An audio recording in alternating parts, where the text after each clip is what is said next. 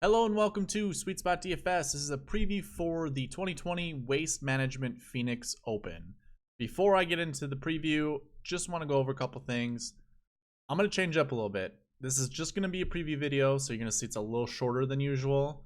I'm just going to go through objective stats and then give my opinion on some of them. We're not going to get into any lineup construction whatsoever. If you do want to make this video faster, watch it in 1.5 times speed. I always do. It still sounds smooth. It's not choppy or anything like that. It's easy to follow along with. But going back to the format, I'm going to do a preview. I'm going to try to get previews out on Mondays. And then on Wednesdays, I'll go over lineup construction. And that'll probably be still a longer video. That way I can talk more about what I want to do with lineup or with lineups in general. And then of course we'll always have the reviews on Sundays, or at least try to get the reviews on Sunday night if it isn't Monday. But yeah, I will show you what now the show index will look like. So we'll go over course information, course history, recent form, swing stats, grass stats, and that's gonna be it. I don't have any tee time information because they still pretty much they have to figure it out by Wednesday. Wednesday is usually the day that they do it. That's why a lot of my videos used to come out on Wednesday, or why they were coming out on Wednesdays. I would wait for the tee times to come through. There's a Monday qualifier every single tournament. Well, most tournaments, there's a Monday qualifier where 4 people usually get into the field. So right now we only have 128 golfers that we're going to be looking at. The other 4 may or may not be relevant, honestly. There have been instances in the past where one of those Monday qualifiers has finished inside the top 10, but it doesn't happen all that often. So during the lineup construction video, we'll go over those players. I mean, we might go over those players. It just depends on how relevant they are. So yeah, let's go ahead, get into the course information, which I think is going to be no surprise. This course is TPC Scottsdale in Scottsdale, Arizona. This is where basically the stadium hole, or how do they can't remember what they call it, but hole 16, where they just have stands, bleachers, whatever you want to call them, surrounding the hole. It is much like a stadium, so there'll be like 20-some thousand people right there on that hole making a ruckus. It's well known. If you guys don't know about it, go look it up. They will heckle you if you don't hit the green. They'll cheer for you. I mean, it'll be nuts. So yeah, no surprise here. It's TPC Scottsdale. It's a par 72, 7,200 yards. It's a traditional golf course, 4 par 5s, 4 par 3s. There is no surprise. And they renovated this course, I think, a couple years ago, or they did a few renovations, I should say. What a lot of you guys are going to be hearing around the DFS industry, what I've been hearing, people are saying this is a Bermuda golf course. Yes, it is a Bermuda golf course in the summertime. In the wintertime, not so much. The thing is, with Bermuda grass, you need to have average temperatures over 65 degrees, 60 degrees, I think, in order to promote growth, grass growth. When it gets 50 and below, that's when it becomes dormant. If you watch this tournament and you see where the spectators are standing, you're going to see yellow grass. That isn't because they trampled it down. That is the natural grass there, which is Bermuda. It is dormant right now. So they have overseeded this golf course with POA and bent. And the greens are primarily bent grass.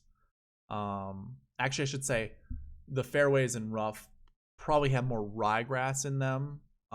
So it's kind of a mix of all 3. I'm using bent grass as my grass stat. I would typically go with POA, but if I remember the last couple years, they basically say these greens are bent grass, maybe even a little rye. But it's these greens roll true, and that's very, very common with bent grass greens. The architect is Tom Weiskopf.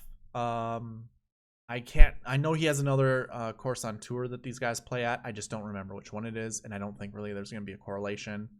This course has been played since 1987. At least that's when it was created. Or yeah, it was either created in 87 or they wanted it in 87.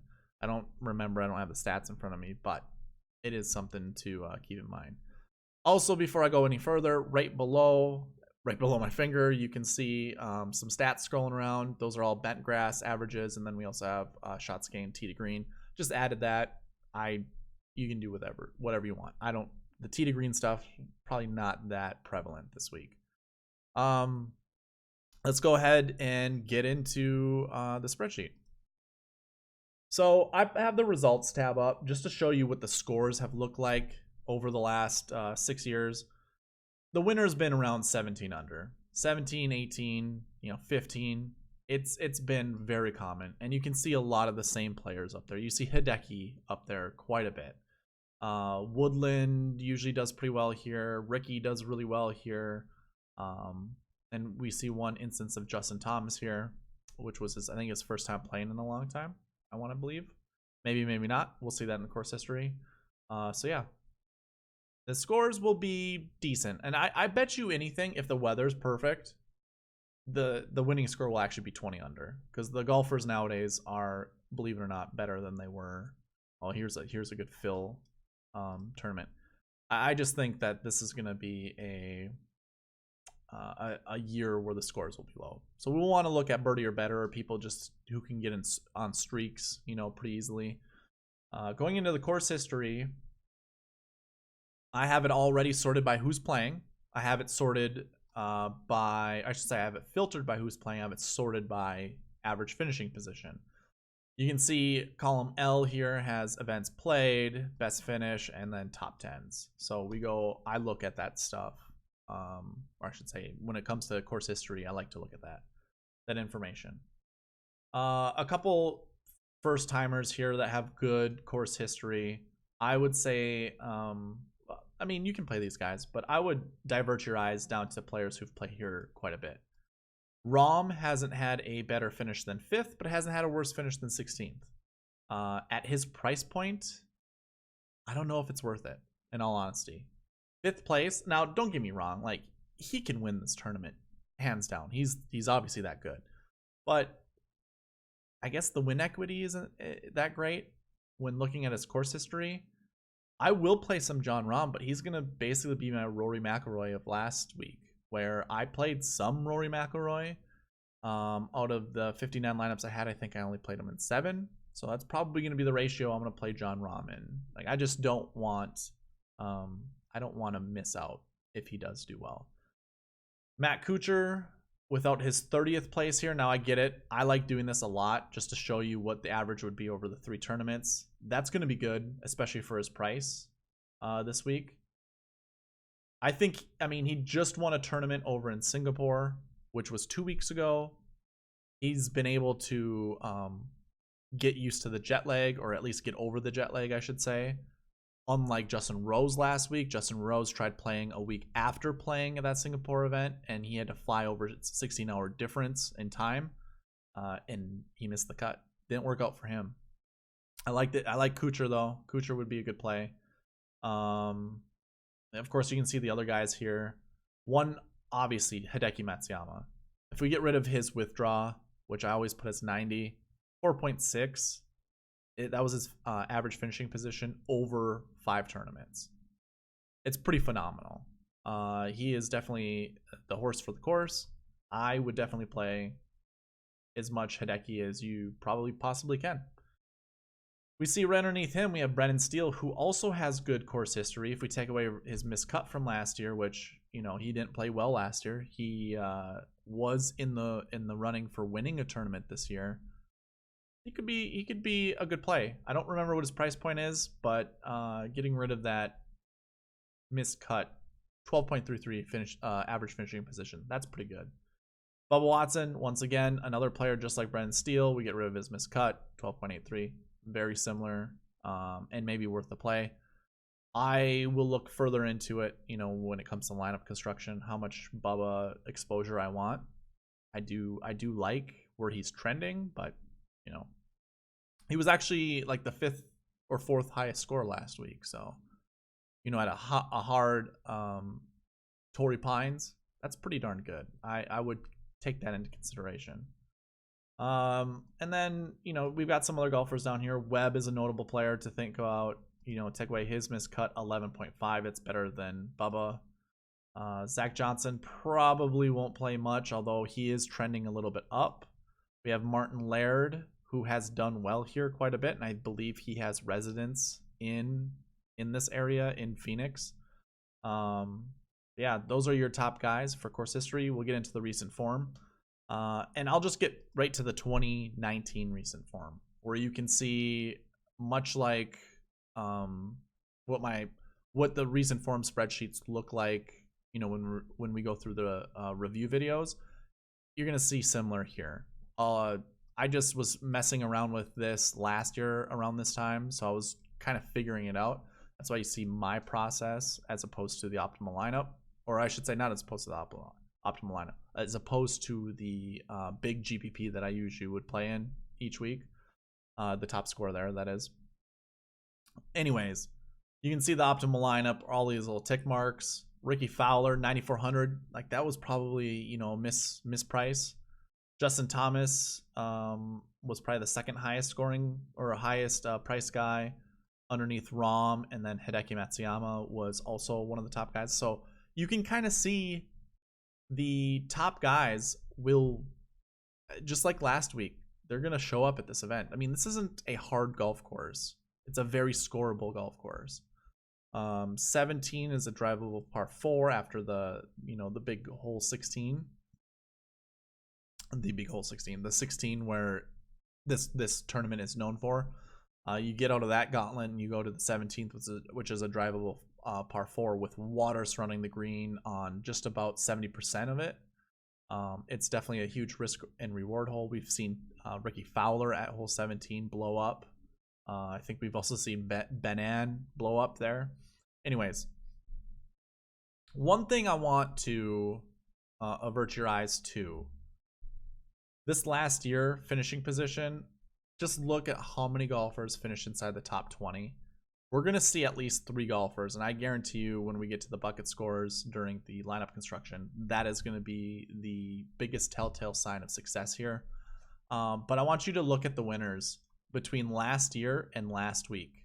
We can sure look at recent form and course history, which is another thing I wanted to go over. Like, again, like last week, you want golfers who have had course history here. Doesn't matter what kind, just some. Obviously, mix and match between good and mediocre, but you want some. So here you go. Here's your 2019 recent form with, you know, the last 6 tournaments, the last year stats involved, the recent form average involved, course history. We'll go through all the other years now. 2018, again, last year, last week. This is what I'm going to say. If they've missed the cut the year before, but have a top 20 finish the week before, so at the Farmers, they're a good candidate. Because we're going to see this a couple times, and it's really only golfers who are pretty elite golfers. You're not going to see it with, I think there was an instance down here somewhere. Like Shane Lowry, I know he won the British Open last year, but this is 2018. He wasn't really like known for being that good. Like, not an elite golfer. He still isn't an elite golfer, although he has a major championship under his belt. As we go through like the other years, though, you're going to see it. Only the big names have that correlation.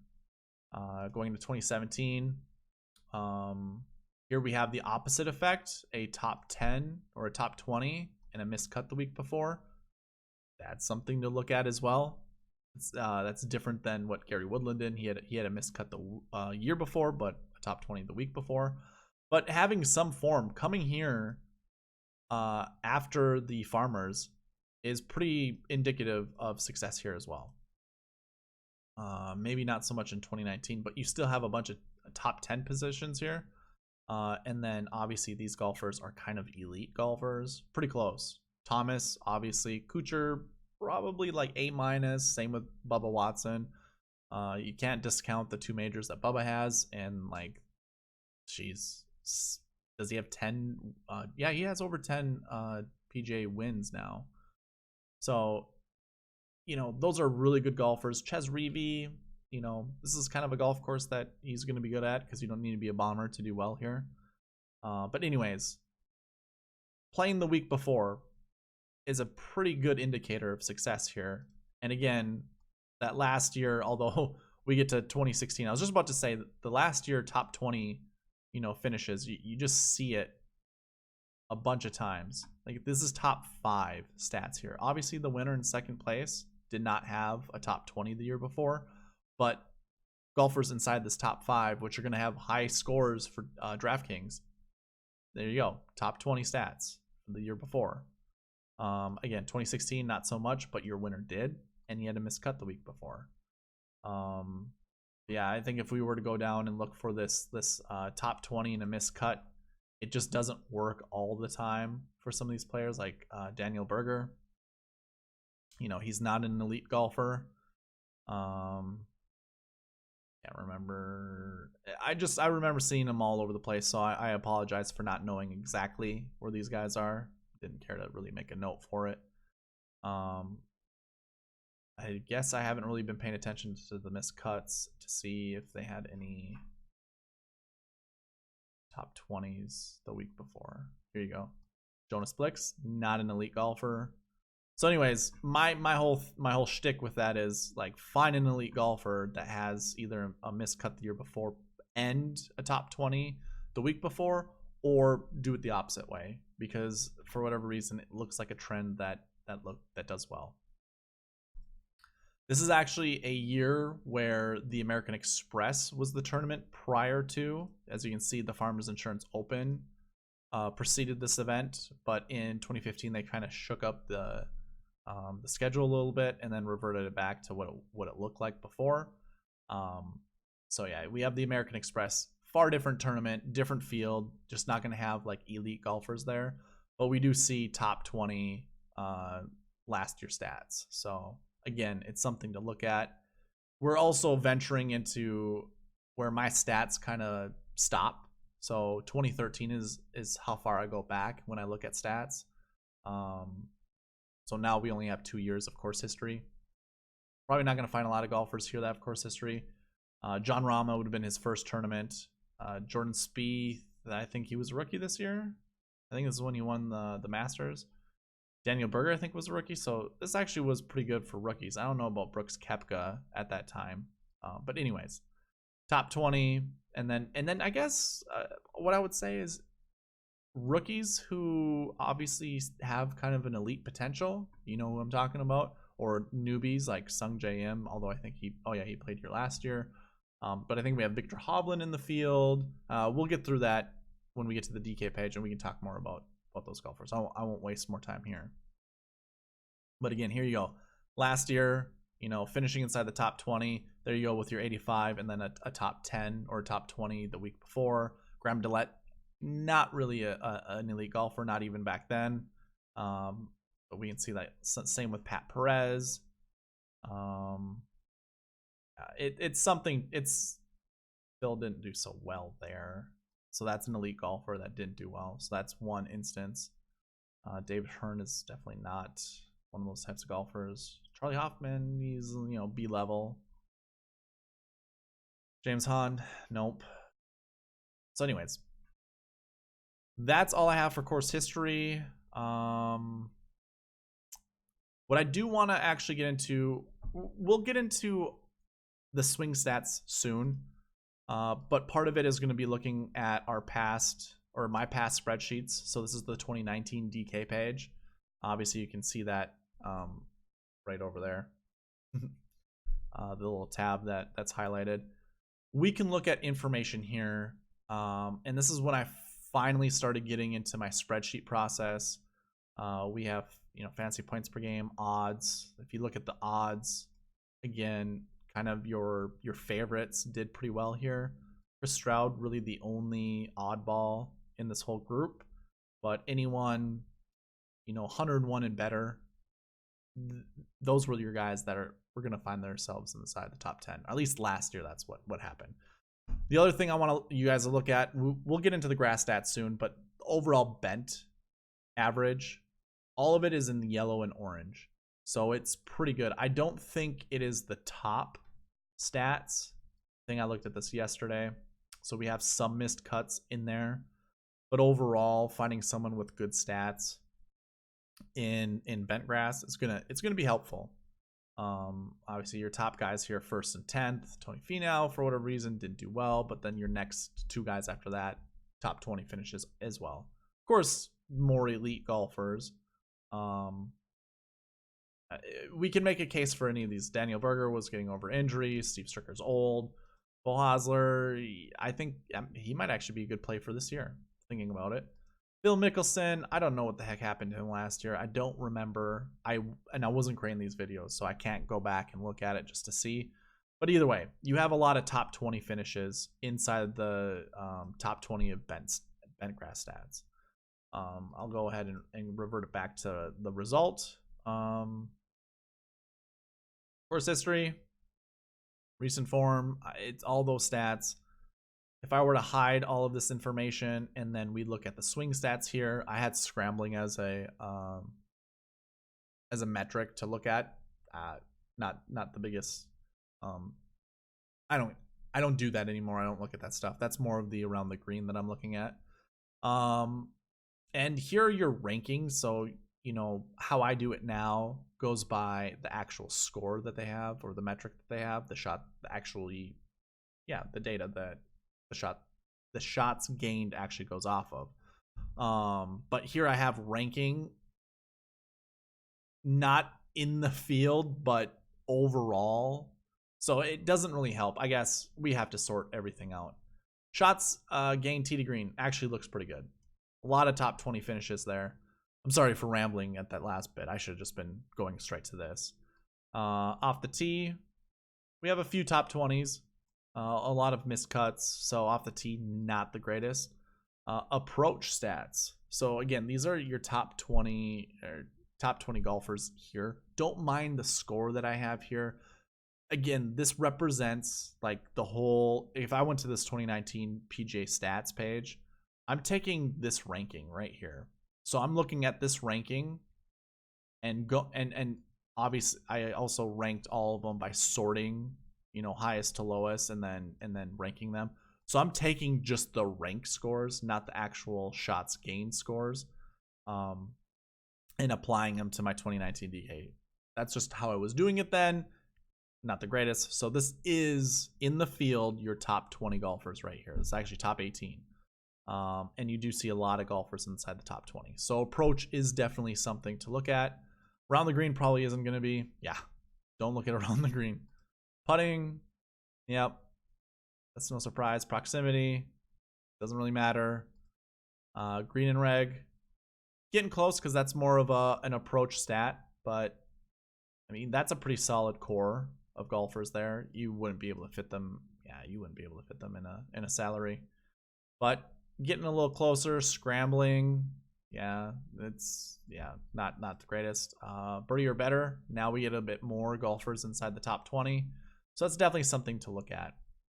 Is birdie or better an approach? I think those are your 2 stats you really want to be focusing on, and then maybe tee to green as the last stat to look at. So I wanted to talk about that before going over the 2020 DK page, which I also have the filters on already. I have a couple pieces of information hidden because we haven't gone through that, or I haven't been able to populate it yet, like tee times and the bucket scores and stuff like that. But if we were to look at the bent grass stats here, I did add a 2020 bent grass stat because we have 4 events under our belt already, and I think that's good enough for this season of bent grass golf courses, that is. So I think it's worth looking at. Some of these have only played once. You can almost assume any of these that just end in 0-0, that is one event that they've played. But, pair it up with their overall score, like Justin Thomas, Webb Simpson, Hideki, and Xander, with their top 10 potential, their top 10 percentage, how often they get inside the top 10. I think mixing all those together is going to be very beneficial. I would more or less go over the overall bentgrass stats than the 2020. 2020, just use that as kind of a what am I trying to say? Oh my god, I use this phrase all the time. As a tiebreaker. Use it as a tiebreaker. So I don't know why that was so difficult to come up with. But anyways, we can go ahead and hide a lot of this information. We already went through course history, recent form last week, last year. And we can get right into the bent events. So your top bent grass golfers. I also like to look at these dark red. That means they're in the bottom half of the entire actually it's not even these dark colors aren't the bottom half. They're the bottom like 30 golfers in the field with bent events. So they're very, very new. Obviously, Victor Hovland, Scott Harrington, Colin Morikawa, they don't have a lot of events under the belt that is bent grass. I would probably go ahead and hide anything that's 1, 2, or 3. 4 is pretty good. That would be maximum 16 rounds of golf, minimum, 8 rounds of golf, really. So, even less than that, to be quite honest, if they withdrew or whatever. If we go by this, your top golfers, Jon Rahm, Hideki Matsuyama, Victor Hovland, Jordan Spieth, Ricky Fowler, Matt Kuchar, Colin Morikawa, you're not getting any savings here when it comes to price. A golfer that does stand out a little bit is Byung-Hun An. $7,600, pretty darn good. You can go ahead and take a risk on Steve Stricker. I'll tell you right now, I'm not playing him. Matthew Wolff's lone victory last year, his first victory on the PGA Tour, came at a bent grass golf course here in Minneapolis. So bent grass for him. He has, again, that's a good point. He has 1 win. 14% in 7 events means, well, what does that? Is that just 1? Yeah, he has 1 event that he's finished inside the top 10 and he won it. It's not good. 37.71 with a victory under his belt. That's not good. So I don't know about Matthew Wolff. This actually seems like a golf course he'd be decent at, but I'm not sure. I do like Xander this week, especially for missing the cut last year, and I believe he has a top 10 or a top 20 finish this year, or last year, I should say. So that's good. Xander falls in that bucket. So does Ricky, and I would choose between the 2 of them. I wouldn't play either of them, and this is going to be a bucket combination, believe it or not. So I'm guessing one of them is a good play. I wouldn't do both of them though. And that reminds me of, I usually use thumbnails as golfers that are my favorite golfers to play for this week. I just put Ricky on there because it seems like this is his tournament usually. Actually, it's really Hideki, isn't it? Anyways, I put Ricky. He was wearing green last year. Just threw him on there because it looks good for the Waste Management Open. But yeah, we'll finish talking about the overall bent. Your top 10 percentage. Jon Rahm, 56% of the time that he golfs on bent grass golf courses, he is in the top 10. Some of these are WGC events where there's no cut and only 30 golfers in the field, so it's not difficult, but still worth mentioning. It would give you more confidence, trust me. Hideki Matsuyama's also up there, another elite golfer. All of these guys really, I mean, in all honesty, the WGC events probably boost their stats quite a bit, and that's why they're very high up here. But like anyone that's in this light green to dark green range, I think I'm going to be playing a little bit of it. I'll probably play quite a bit actually. Bo Hosler, like I said, 7,300. You know, we talked about him. That's not a bad play. And actually, I think he's better on. I think bent grass is his preferred surface, so I do like him. I do like Benny Ann. If we look at the salaries, I'm kind of thinking to myself like, what's the lowest I want to go? For 2019, 6,400 at 7th place is your lowest price. 73 or 6,400, yes, and then 7,300 is the next, but everyone else is over $89 or $8,000. That's definitely something to look at. So you're not seeing a lot of low 6K golfers. You're not really seeing much for 6K golfers. So we might want to stay kind of, I wouldn't say so much balanced, but you know, our lowest golfer, we might just want around that 7K mark, a little bit above. Anyways, let's see, what were we looking at?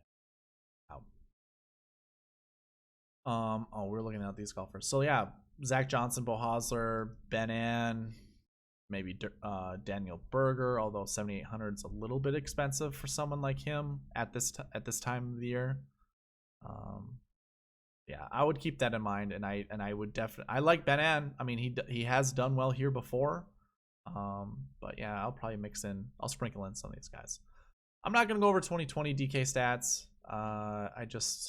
There's not a lot to talk about. I just wanted to add it, and you can see the top 5 2020 Bentgrass golfers rolling across the screen.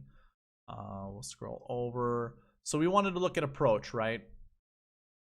I'm gonna go ahead and hide the blank ones, so we can just sort this much easier. So approach. As we look at approach, Webb Simpson is at the top. Justin Thomas is next. Victor Hovland. So there you go with your top 3, and then 2 of those golfers, Justin Thomas and Webb Simpson, have really good birdie or better stats. So that's something to really look at. Ryan Moore is actually another good play at $8,000. Definitely think about playing him. Chesson Hadley, very interesting. I don't think that his Bentgrass stats are that great though. If I were to roll this out and we look, that's not bad. That's actually really good. So for a price like him, 6,900, Chesson's not a bad play. Definitely think about playing Chesson. Let's see, another one, Tony Finau. That's a no-brainer. If we went back to the 2019 DK just to kind of compare here, I do want to go. Okay, so results here, 1st through 10th. Approach, your top 2 guys, not the greatest, but birdie or better is good with one of them. Justin Thomas was your 1st ranked guy in approach, your 4th ranked guy in birdie or better. Kuchar was 18 and 9. Review was 4 and 34. So yeah, that's definitely worth looking at. And then you have Gary Woodland here, so another elite player. So yeah, for like top price guys, I think that's something to actually look at. So if I actually, here, let's do this. Let's make this real easy on us. We can get rid of the 85s, the missed cuts, and see all the top 10 or top 20 golfers, at least the approach. So again, these are from top to bottom in the field at approach. Well, it's top to bottom for approach in the field. And then look at their birdie or better. It looks like it's a stat you want to go by. Yellow, don't be afraid of that. Orange, maybe play a couple there. Don't be afraid of that. I mean, Matsuyama is one orange, and then there's Chesson that we were just talked about. So yeah, birdie or better in approach. We gotta go with it. That's a huge corollary factor right now. If you guys see the 2018 DK page, I wasn't really adding a lot of information here, so I started to work on it a little bit. I wanted to add the bucket scores. I don't think I'm gonna get to that by lineup construction, but either way, I was gonna add to it, and then that way we can see all the different. I won't have those swing stats there, so that's why I didn't go over it. But here we go. Approach. Yeah, here's your top 20 golfers in approach. And really, there's no one that's super low price. We have Tom Hoagie, 74, 72. Adam Hadwin. That is a play I like a lot here at this golf course. Chesson Hadley, yet again, like these are some good low price guys. I'll definitely have to remember them for lineup construction, see what the bucket scores tell us. Here you go with Finau again. I might as well just go ahead and highlight a lot of these golfers. Ryan Moore, I suppose we can do that as well. He had a really good week 2 weeks ago. Yeah, it was 2 weeks ago. And then here's a lot of the red that I don't really care to play, but we can go ahead and highlight these guys, see who that ends up being. Hideki Matsuyama, Corey Connors, Ryan Harmon, and Ryan Armour. So this is kind of the corollary. We can also look at the tee to green stats here, and kind of choose who our favorite golfers are. I mean, Tom Hoge is looking pretty decent, and he does have good course history here. Adam Hadwin, Chesson Hadley. I mean, this is, oh my god, these are a lot of sucker plays, honestly. So we can see a lot of good golfers right here that are probably going to be worth playing. So keep that in mind. But I think that's going to be the end of the video. This is a little bit longer than I wanted to, but it's okay. I got a little bit more in depth and didn't waste your time going over roster construction, which I will do on Wednesday. And on that, I guess on that, we don't have to go over all this stuff on Wednesday's video. We can just get straight into lineups, constructing lineups. So yeah, it should be a good video on Wednesday, and I'm glad I was able to get this out to you guys on Monday. I guess with that being said, I want to thank you guys for watching. Please leave a like, comment, subscribe, all of that good stuff, and I will see you in Wednesday's video.